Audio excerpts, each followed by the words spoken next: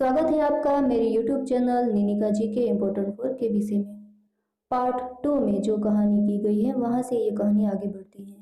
Friends, यदि आप KBC की तैयारी कर रहे हो तो इस तरह से शॉर्ट फॉर्म में रामायण की तैयारी करना बहुत ही जरूरी है। आपको पता होगा कि वाल्मीकि क्रुद्ध रामायण से कई सवाल आते हैं। अब वाली जो है उसकी कहानी आती है। सुग्रीव बताते हैं कि मायावी जो मयूर दानव और का बेटा और दुंदुभी का बड़ा भाई है, उससे एक बार बाली की भिड़ंत हो गई। लड़ते लड़ते दोनों एक गुफा में गए। बाहर सुग्रीव ख्याल रख रहा था। 1 साल तक वो वहां खड़ा रहा, लेकिन अंदर से कोई नहीं आया। एक लहू थोड़ा सा बाहर आ गया और सुग्रीव को ऐसा लगा कि उसके भाई को मायावी ने मार दिया है। तो वो बड़ी सी शिला अंदर रख दी उसने, ताकि अंदर से राक्षस बाहर ना आ पाए। और वो आ गया क्योंकि वो ऐसा मानता था कि बाली मर चुका है। इस तरफ किष्किंधा में उसका राज तिलक हुआ और जब वाली बाहर आया तो उसे सुग्रीव का यह पूरा षड्यंत्र लगा। उसने सुग्रीव को राज्य से निकाल दिया। ये कहानी जो है वो सुग्रीव राम को बताते हैं। किनकी कहानी? वाली की कहानी वो राम को बताते हैं। कहते हैं कि उसकी पत्नी को भी उसने ले लिया है। दुंदुभी भी कोई कम राक्षस नहीं था, वो भैंसा के रूप में था और उसको भी कहता है कि सुग्रीव कहता कि वाली ने उसको भी पकड़कर घुमा घुमा कर फेंक दिया था। लेकिन यहाँ ऐसी भी एक बात है कि दुंदुभी के लहू के छींटे ऋषि के आश्रम तक जा गिरे थे और ऋषि ने श्राप दिया था कि वो ऋष्यशृंग पर्वत पर वो कभी नहीं जा पाएगा। इस तरह से ऋष्यशृंग पर्वत पर सुग्रीव रहता है। यदि वाली का वध करना है तो 7 ताड़ के पेड़ जो है उसे काटने पड़ेंगे। जो इंसान इसे काट सकेगा वही वाली का वध कर पाएगा। राम एक ही तीर से 7 ताड़ के पेड़ को काट देते हैं। तो यहाँ सवाल आता है, कौन से पेड़ को? ताड़ के। पहली बार जब राम उसे मारने की कोशिश करते हैं वाली को, लेकिन दोनों भाई एक जैसे दिखाई देते हैं, इसलिए राम तीर नहीं छोड़ते। लेकिन जब सुग्रीव को पता चलता है और तब उसे लाल कलर के फूलों की माला पहनाई जाती है। तो ये भी क्वेश्चन निकल के आ गया कि कौन से कलर के फूलों की माला बनाकर पहनाई गई थी सुग्रीव को? लाल कलर के फूलों की। यहाँ राम जो है वो वाली का वध कर देते हैं, लेकिन छिपकर करते हैं और वाली इसका विरोध करते हैं। तब राम भी बताते हैं कि तुमने भी कुछ कम अन्याय नहीं किए हैं। उसके बाद सुग्रीव का राज तिलक होता है।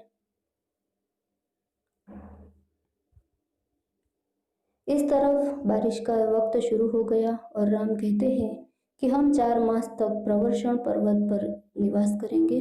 उसके बाद हम सीता की शोध शुरू करेंगे। दूसरा क्वेश्चन यहाँ से एक और निकल के आ गया कि कौन से पर्वत पर राम ने 4 मास निवास किया? प्रवर्षण पर्वत पर। और यही पर्वत पर केसरी और हनुमान का मिलन हुआ। केसरी हनुमान के पिता। तो ये भी क्वेश्चन निकल कर आ गया है, कौन से पर्वत पर बाप बेटे का मिलन हुआ? प्रवर्षण पर्वत पर, जहाँ राम ने 4 मास बिताए। अब राम सीता को खोजने की बात। उत्तर में वीर और शतावली, दक्षिण में अंगद हनुमान, पूर्व में युद्धपति और विनंद, पश्चिम में अशेषमान और अश्चेषमाल्य। इनके नेतृत्व में दल भेजे जाते हैं अलग अलग दिशाओं में। लेकिन हनुमान को राम जो है वो अंगूठी देते हैं, हनुमान लेकर जाते हैं। पूरा दल दक्षिण की ओर हनुमान का दल निकलता है, लेकिन रास्ते में सबको भूख लगती है। दक्षिण के दल को गुफा में जाते हैं, वहां स्वयं प्रभा जो है वो होती है। स्वयं प्रभा इसका अनेक का प्रयोजन जानती ही है। वो उसे समुद्र के किनारे ले जाकर अंतर्ध्यान हो जाती है। यहाँ से आगे क्या करें? अंगद जो है वो भूख हड़ताल पर बैठ जाते हैं और आमरण उपवास उसे कहते हैं, और कहते हैं कि इनसे तो जटायु अच्छे थे जो राम की सेवा में शहीद हो गए। जटायु की बात सुनकर यहाँ संपाति आ जाते हैं। संपाति उसे बताते हैं कि यहाँ से 400 कोस यानी कि 100 योजन दक्षिण में त्रिकुट पर्वत पर रावण निवास करता है और वहीं एक स्त्री को यहाँ से उठा के ले गया है। जो मैंने देखा था वो दक्षिण में गया है। अब आती है बारी जाने की हनुमान की। लेकिन हनुमान जब छोटे थे तब बहुत ही ऐसे काम किया करते थे, तो ऋषियों मुनियों का उसे श्राप था कि तुम अपनी शक्ति को भूल जाओगे, लेकिन कोई यदि तुम्हें तुम्हारी शक्ति याद दिलाएगा तो ही तुम्हें तुम्हारी शक्तियाँ याद आएगी। तो हम जो हनुमान चालीसा बोलते हैं वो हनुमान को उसकी शक्तियाँ याद दिलाने के लिए बोलते हैं। तो ये भी एक क्वेश्चन है कि हम हनुमान चालीसा क्यों बोलते हैं। अब जाम्बवन जो है वो हनुमान जी को उसकी शक्तियाँ याद दिलाते हैं और हनुमान महेंद्र पर्वत के एक शिखर से उड़ते जाते हैं। अब उसे लंका की ओर जाते हुए देर नहीं लगती, क्योंकि वो पवन की भांति जाते हैं। रास्ते में सर्वप्रथम मैनाक पर्वत आता है। वो कहते हैं कि हमारे ऊपर तुम थोड़ा समय आराम करो। हनुमान जी मना कर देते हैं और वो भी आगे बढ़ जाते हैं। मैनाक पर्वत समंदर में चला जाता है। आगे जाके सुरसा एक राक्षसी होती है, उसके मुंह में हनुमान जाते हैं, लेकिन ये सुरसा कोई राक्षसी नहीं होती, वास्तव में वो एक नाग माता होती है और देवों ने हनुमान जी की परीक्षा लेने के लिए उसे भेजा होता है। तो इस तरह से प्रथम किसे मिले थे हनुमान जी? सीता की शोध में गए थे सुरसा से। बाद में आगे बढ़ते हैं तो परछाई को पकड़ लेने वाली सिंधिका मिलती हैं और सिंधिका भी उसे खाने की कोशिश करती हैं, लेकिन उसका माथा चीर कर हनुमान जी निकल जाते हैं। इस तरह से लंका पहुंचते हैं तो वहां उसे लंकिनी, लंका की देवी या फिर लंका की अधिष्ठात्री देवी मिलती है। जो भी नाम को लंकिनी बोलो तो भी है। उसके साथ भी हनुमान जी की भिड़ंत हो जाती है और वो कहती हैं कि मुझे कहा गया था कि जब एक वानर यहाँ आ जाए तब लंका का दी एंड होने वाला है, यानी कि लंका का समय खत्म होने वाला है, रावण का समय। इनसे बात करते हुए सब यहाँ से हनुमान जी आगे बढ़ते हैं। यहाँ मैं आपको बता दूं, सबसे पहले मिला था मैनाक पर्वत, उसके बाद सुरसा, सिंधिका और लंकिनी। तो ये जो है ये भी पूछा जा सकता है कि इनमें से कौन कौन मिला था। 3 ऑप्शन में से 4 को चौथा कोई अलग रख देते हैं। वहाँ श्री राम का नाम सुनकर हनुमान जी चकित हो जाते हैं कि लंका में भी कोई ऐसा है जो राम का नाम ले रहा है।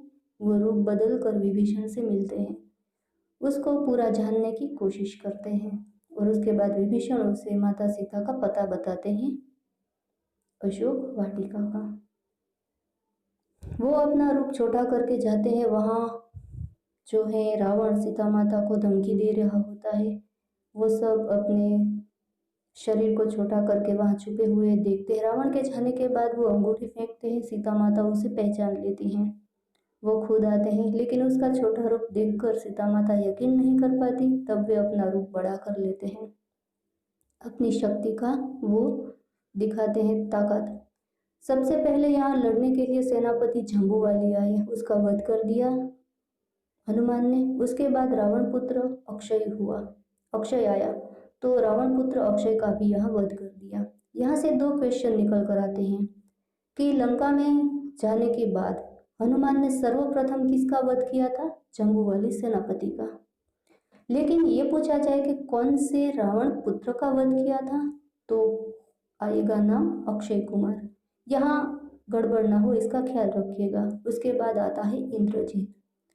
तो इंद्रजीत जो है वो हनुमान से लड़ने के लिए आता है और वो हनुमान को, याद रहे यहाँ, हनुमान को ब्रह्मास्त्र में बांध लेता है और हनुमान जी खुद ही यहाँ अपना ये बंधन स्वीकार करते हैं, क्योंकि उसे रावण से मिलना है। और उसके बाद उसे रावण की जो सभा है वहाँ ले जाया जाता है। यहाँ 9 ग्रहों को वे प्रणाम करते हैं और तभी वे समझ जाते हैं कि रावण सामान्य नहीं है, लेकिन उसका अभिमान जो है वो उसे धरती पर, यानी कि उसे उसके अच्छे कामों को भुला देता है।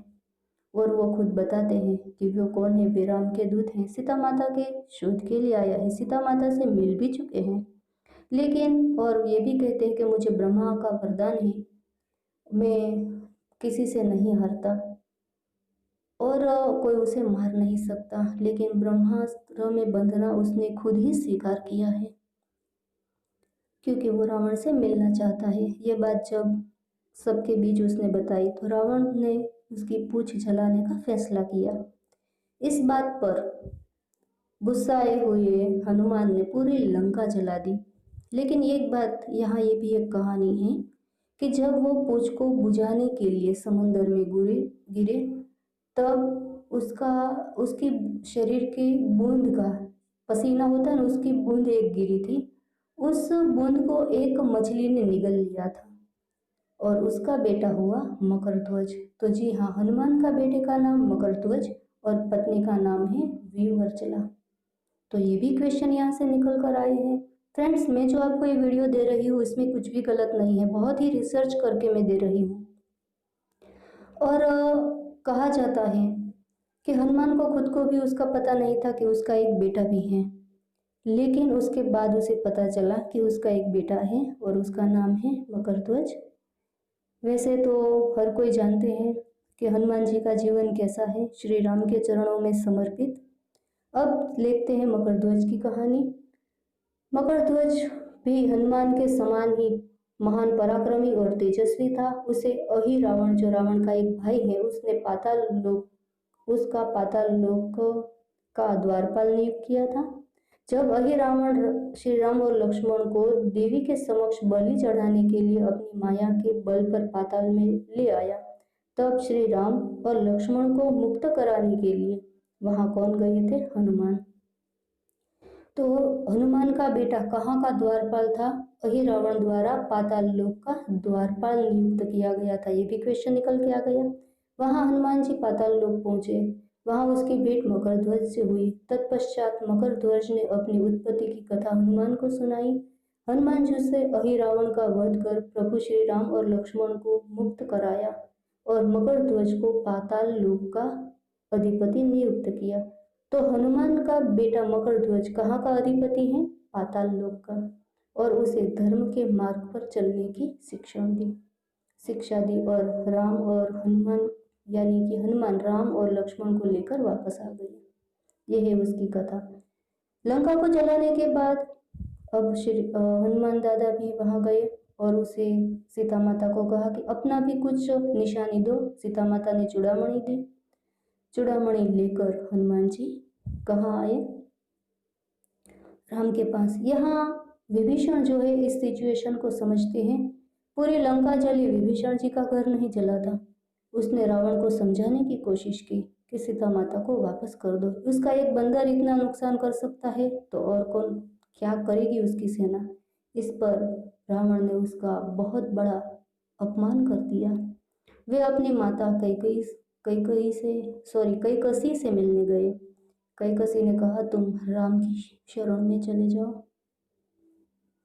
अब यहाँ राम की शरण में आने के बाद विभीषण को वहां का, यानी कि लंका का राजा घोषित किया गया।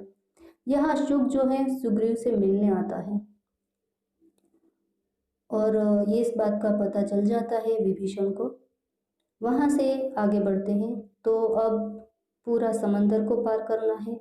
समंदर देवता को प्रसन्न करने के लिए राम बहुत ही मेहनत करते हैं, लेकिन उसके बाद गुस्साए राम उस पर शस्त्र चलाते हैं पूरा पानी सोख देने के लिए। उस पर समुद्र देव आते हैं और कहते हैं कि नल और नील जो है उसके हाथों द्वारा पुल का निर्माण करो। 5 दिनों में राम सेतु, जिसका दूसरा नाम है आदम ब्रिज, बनाया जाता है। इस तरफ त्रिजटा सीता माता को सब बातें बताती हैं। सुवेल पर्वत पर पहुंचते हैं और वहां पर श्री राम छावनी लगाते हैं। तो ये भी एक क्वेश्चन निकल कर आता है कि लंका में श्री राम ने छावनी कौन से पर्वत पर लगाई थी? सुवेल पर्वत। वहीं से वे रावण पर पहला तीर छोड़ते हैं। रावण का जो सिर का होता है ताज, वो गिर जाता है। उसके बाद शुक और सारंग वानरों के रूप में आते हैं, लेकिन विभीषण की नजरों से ये सब छुपता नहीं है, वे दोनों पकड़े जाते हैं। तो ये भी एक क्वेश्चन निकल कर आता है कि वानर के रूप में कौन छावनी में आया था? शुक और सारंग। सब कुछ जानने के लिए राम उसे बताते हैं, जान लिया? नहीं जाना तो हम भी आपको बता दें। उसके बाद ये सब एक लंका दिखाते हैं विभीषण, तो सामने शुक और सारंग रावण को सब कुछ दिखाता है। श्वेत और ज्योतिमुख सूर्यपुत्र, सूर्य के अंश, इनपुट वरुण के अंश, नल नील विश्वकर्मा के अंश और जामवंत ब्रह्मा के अंश माने जाते हैं। यहाँ अपने सामने ही रावण को देखकर सुग्रीव रह नहीं पाता और लड़ाई आक्रमण से पहले ही रावण पर वो हल्ला बोल देता है। ये भी एक क्वेश्चन निकल कर आ गया कि लड़ाई शुरू होने से पहले ही रावण पर सर्वप्रथम हमला किसने किया था? सुग्रीव ने। अब यहाँ सब अपना अपना विभाग वहेंच लेते हैं। पश्चिम द्वार पर इंद्रजीत, पूर्व जो लंका का प्रमुख प्रवेश द्वार है वहां बृहस्पति, दक्षिणी द्वार पर महोदर और महापार्श्व, उत्तर द्वार पर रावण, शुक और सारंग, और समग्र लंका के बीच में विरूपाक्ष अपनी सेना के साथ जिस द्वार पर जहां जिस दिशा में सैन्य की जरूरत हो वो विरूपाक्ष पहुंचाएगा।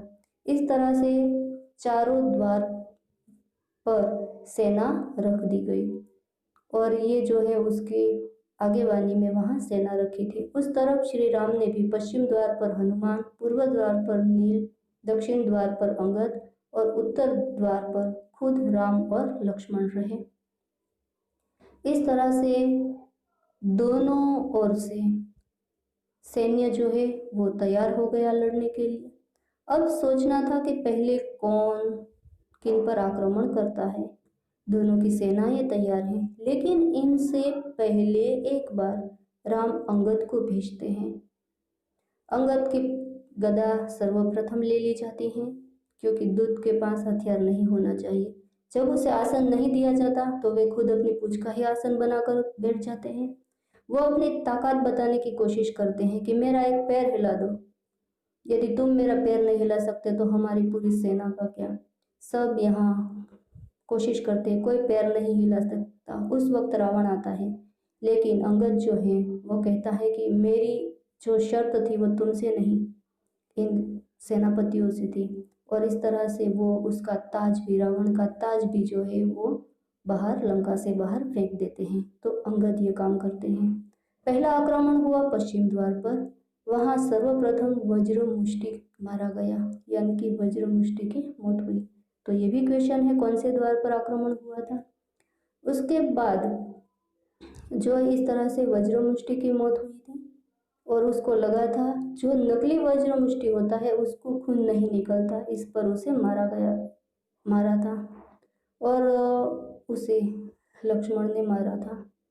उसके बाद जो है लक्ष्मण घायल भी हुए थे क्योंकि रावण बाहर आया था।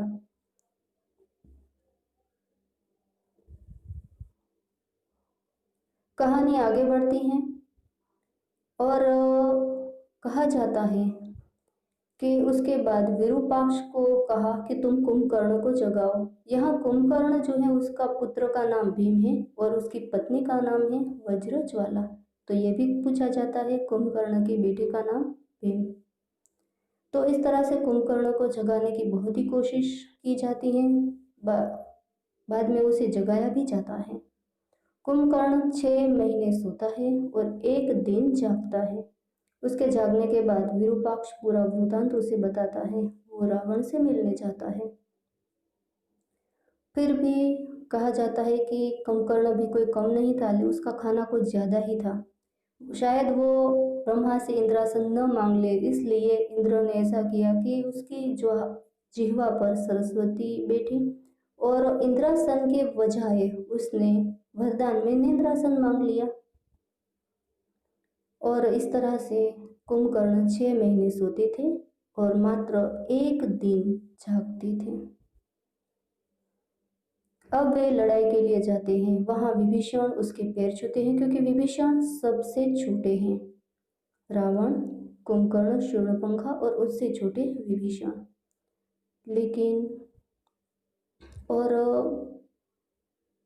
कुंभकर्ण सब वानर लोगों को अपने पैरों तले कुचल देते हैं क्योंकि उसकी ताकत ही इतनी है। कुंभकर्ण भी कोई सामान्य नहीं था। वो जब सुग्रीव को पकड़ कर जाते हैं लेकिन उस वक्त उसे गिरा दिया जाता है, दोनों हाथ कट जाते हैं, उसका सर जो है यहाँ कट जाता है और लड़ाई में और समंदर में गिर जाता है।